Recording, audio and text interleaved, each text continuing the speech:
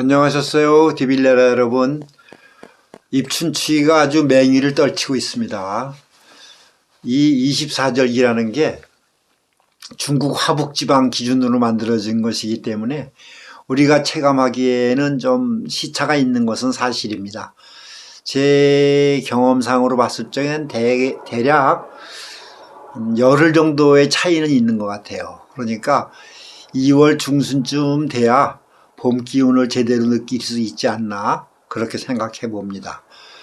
제가 그리고 이제 방송 전에 좀 드리고 싶은 말씀은 제 방송은 어떤 매 방송마다 주제가 바뀌는 거 아시죠?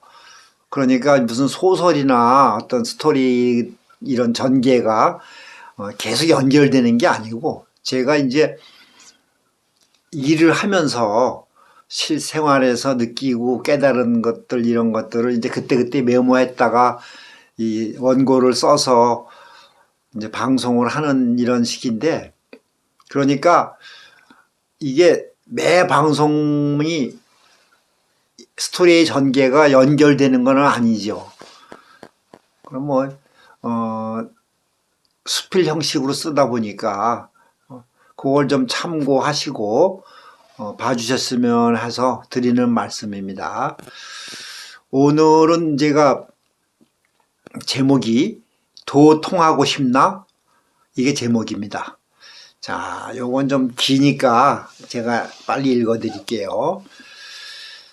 누구나 그렇겠지만 나도 도통해 보려고 엄청 쏘다녔다. 산으로 들로 바다로 하늘은 못 가봤다. 그런데 갈 때마다 조금씩의 수확은 있었지만 만족할 만한 성과는 없었던 것 같다. 어떤 때는 기껏 입산수도 끝나고 차 몰고 가다가 옆 차랑 시비가 붙어서 싸운 적도 있다.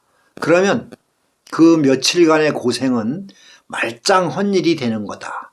그래서 선방에서는 어느 스님이 도통한 경우엔 이게 깨질세라 터질세라 조심조심 특실로 모신다. 그런 절차를 보임이라고 하는데, 즉 깨달음 이후에 그 상태를 잘 보존하기 위한 방법이라고 보면 된다.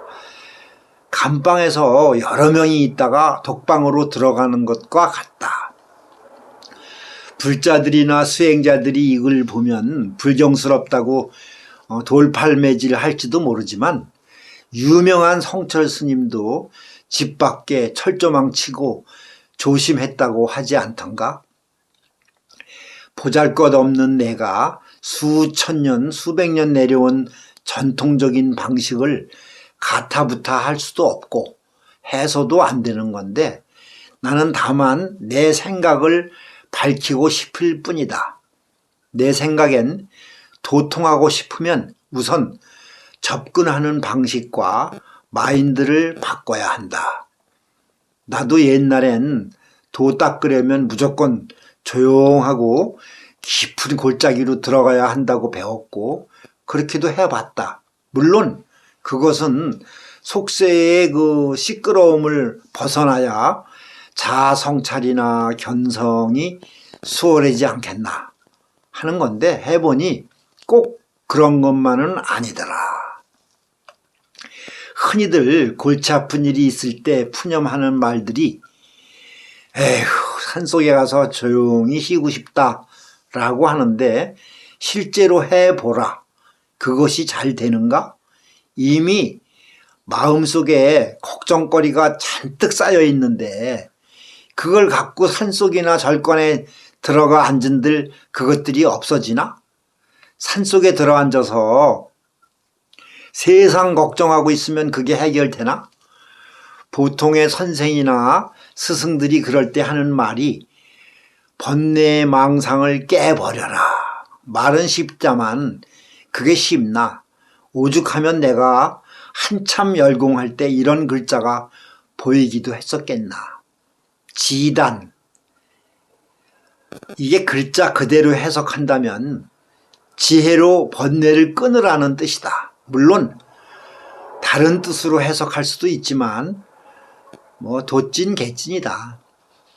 그리고 또 한 가지 나는 한참 때 이렇게 생각했었다. 도라는 건 수행 중에 하늘에서 뚝 떨어지는 거라고.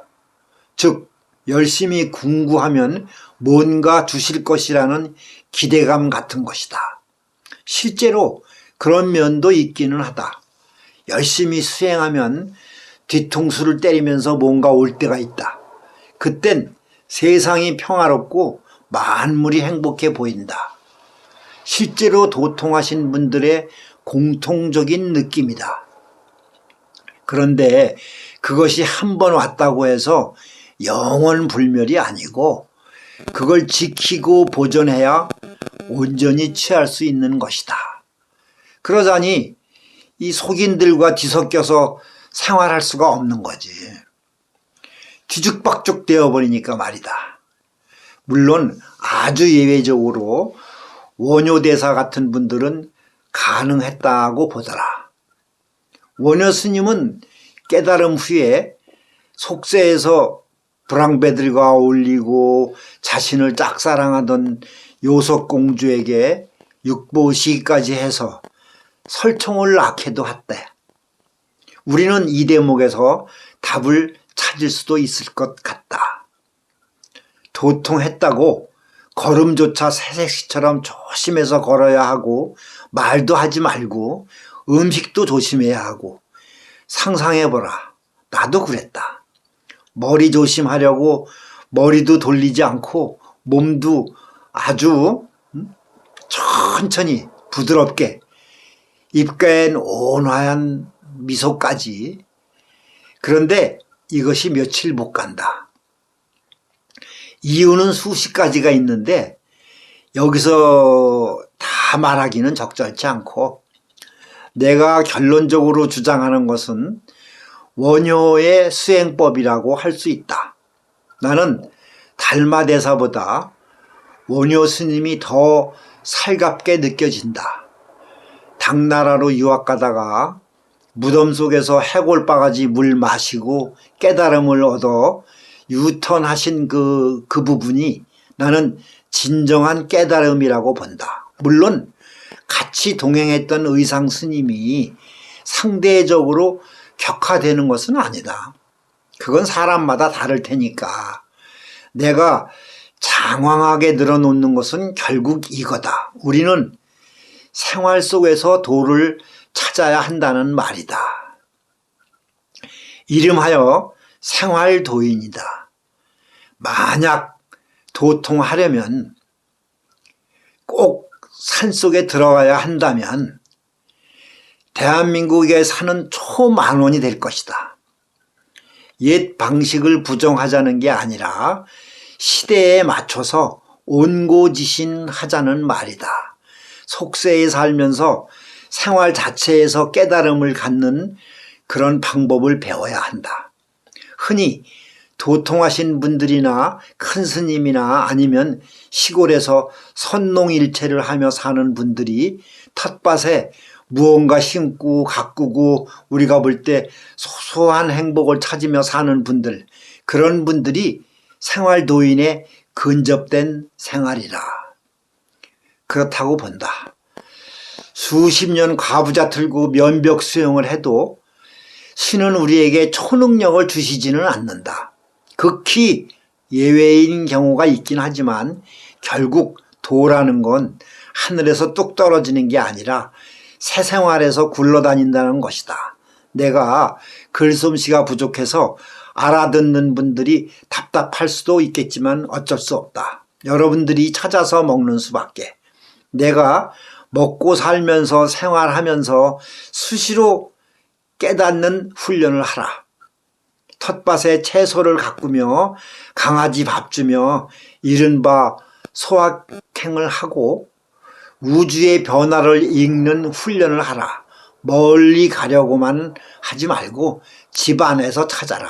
이것이 나의 30년 결과물이다. 나는 도통하지 못했다. 하려고는 해봤지만 그것은 공허한 것이었다. 접근 방법이 틀렸다.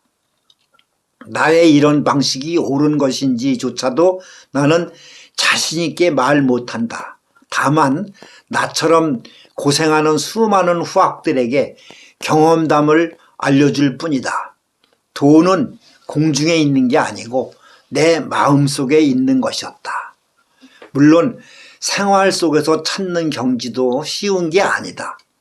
지금 그런 생활을 하고 계신 분들도 다 산전수전 공중전 다 겪은 나머지 깨달으신 것이다. 만약 여러분들이 이 글에 동의하고 실행을 한다면 여러 가지 이득이 따를 것이다. 돈과 시간과 노동 이런 것들을 대폭 줄이고 집 근처에서 수련할 수 있는 방법을 찾아라. 이상입니다. 또 다음 시간에 할게요.